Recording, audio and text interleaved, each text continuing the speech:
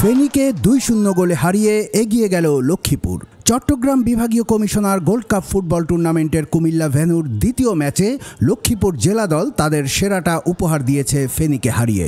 Match সেরা খেলা উপহার দিয়ে ম্যান অব দ্য ম্যাচ হয়েছেন লক্ষ্মীপুর দলের সৌরভ।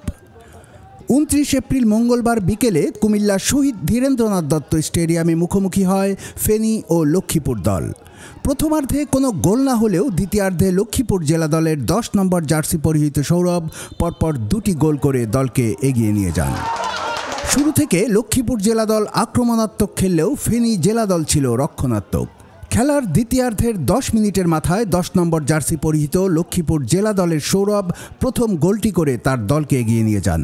এরপর আবারও 20 মিনিটের মাথায় বিপক্ষ দলের জালে আরেকটি গোল করে 2 গোলে এগিয়ে রাখেন দলকে।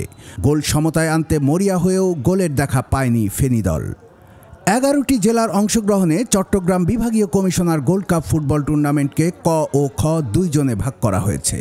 ক জোনে রয়েছে চট্টগ্রাম, কক্সবাজার, রাঙামাটি, বান্দরবন ও খ জোনে লড়ছে কুমিল্লা, ব্রাহ্মণবাড়িয়া, নোয়াখালী, ফেনী, লক্ষ্মীপুর ও চাঁদপুর জেলা। খ জোনের খেলা অনুষ্ঠিত হচ্ছে কুমিল্লার শহীদ ধীরেন্দ্রনাথ দত্ত স্টেডিয়ামে।